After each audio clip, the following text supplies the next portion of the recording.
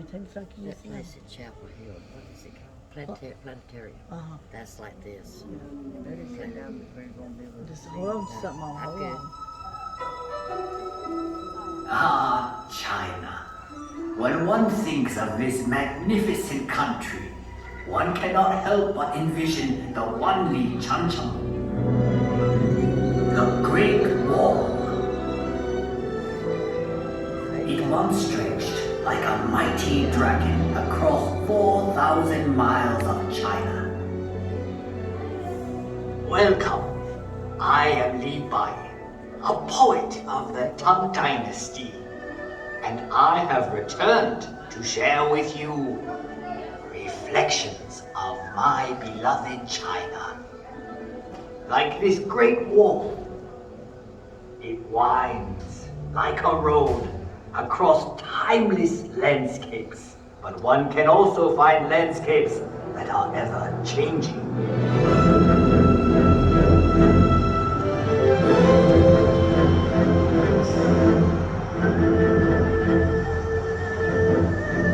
Shanghai, a city forever reinventing itself. Vibrant, sophisticated, romantic.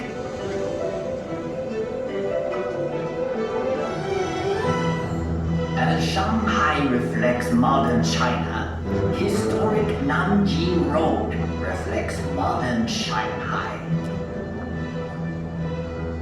Set your gaze across the Huangpu River and you will find a new China that reaches for the sky. Yet in this city of East meets West, one can still find treasures of Shanghai's stately European influence. Even in the hectic pace of modern China, there is always time for Tai Chi, a tradition that has endured for centuries.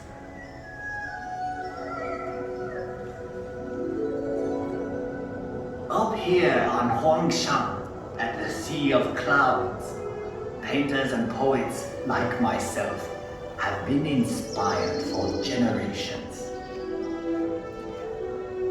In China, we say, a poem in every painting, and a painting in every poem. We have had a long history. Much of it has been recorded in this fashion.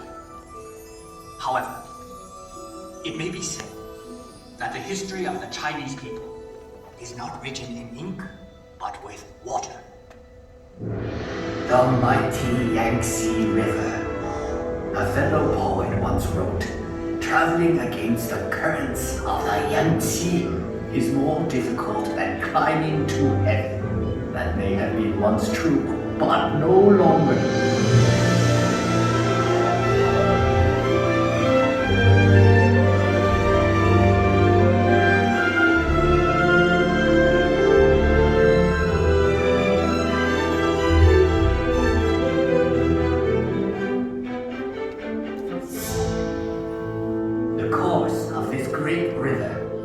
Mountains and valleys, touches the lives of 500 million Chinese.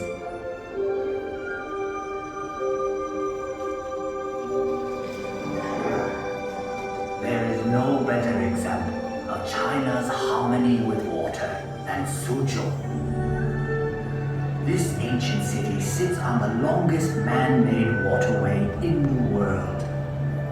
When Marco Polo traveled this way, he called Suzhou the Venice of the East. I suppose if I had traveled to Europe, they would now call Venice the Suzhou of the West. So vast is China that even within her borders are many exotic lands and contrasts. From the serenity of Heavenly Lake to the busy night market of Urumqi.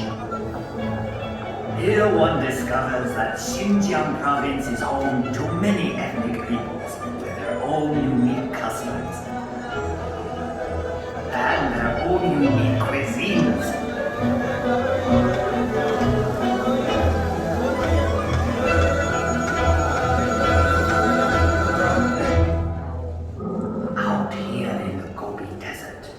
one still finds travelers on the ancient Silk Road. The same road that over 700 years ago brought Marco Polo to these very gates. The gates of Jiayuguan, the extreme western end of the Great Wall. A visit to Inner Mongolia shows us a reflection of an earlier time. Here, the nomadic people still live much as they always have.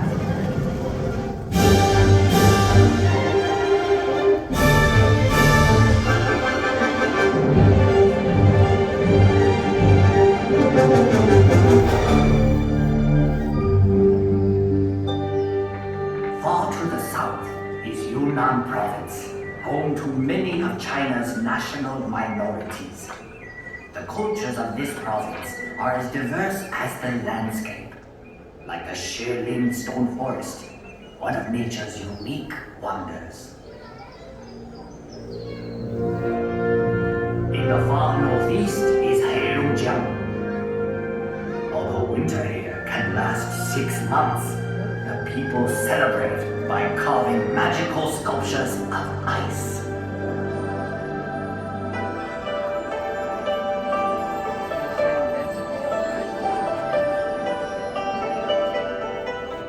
Macau. After 400 years, this exotic land of Portuguese charm is once more within China's borders.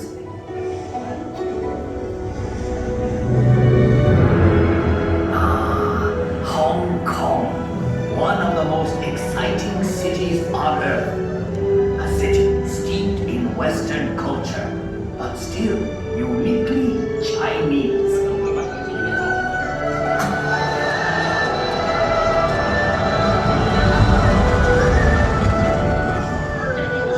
Even Hong Kong's buildings, thrusting ever skyward, reflect the city's vitality. Hong Kong, ever on the move. Yes, the Chinese landscape changes swiftly, but one can also find enduring legacies that reflect our past. Everywhere one sees our history. Ancient treasures like the 9-dragon screen reflect our traditions. Dragons were a powerful symbol of the emperor's authority. For centuries, the tombs of China's emperors have been watched over by these remarkable warriors of terracotta and these figures of stone. And for 800 years, this intersection of 3 rivers has been protected by a silent sentinel, the giant Buddha of Lishan.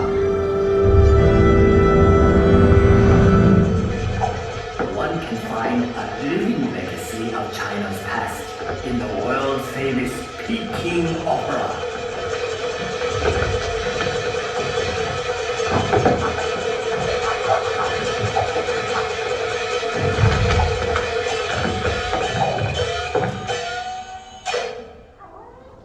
In the center of Beijing is perhaps China's greatest legacy, the Forbidden City. Imagine courtyards that could hold 100,000 members of the imperial court.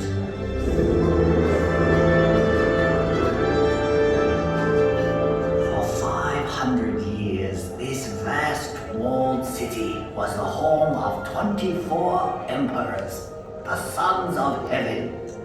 But today, all the world can pass through this gate.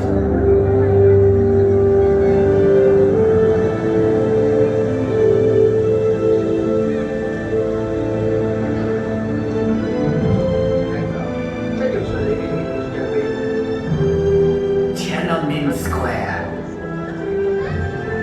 To stand here is to stand at the heart of China.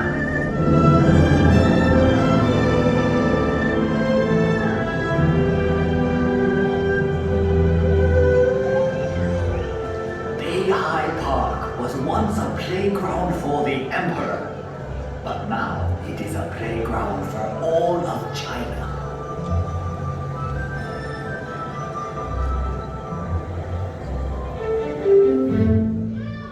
I have brought you to a place of unique beauty called Reed Flute Cave.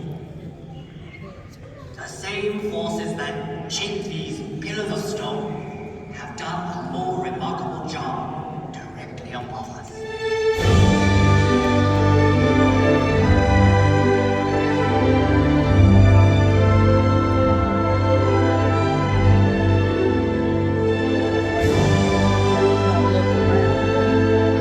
The landscape of Guilin is unsurpassed in all of China. Countless artists and poets have struggled to capture the unique beauty of this region. The Li River winds like a silver snake through the scattered dragon's teeth. I once wrote, "Whoever looks on this loses himself in eternity."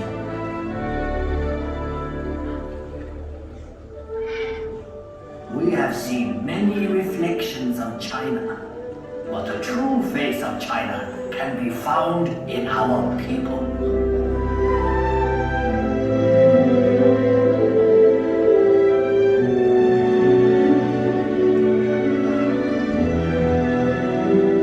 We have now come full circle. Sadly, that means this is where we must part. But I hope you will return to China someday. A wave of the hand now, and I am gone, lowering my head and dreaming that I am home. Until we meet again, Sai Chen. Thank you all so much for visiting us today. At this time, please.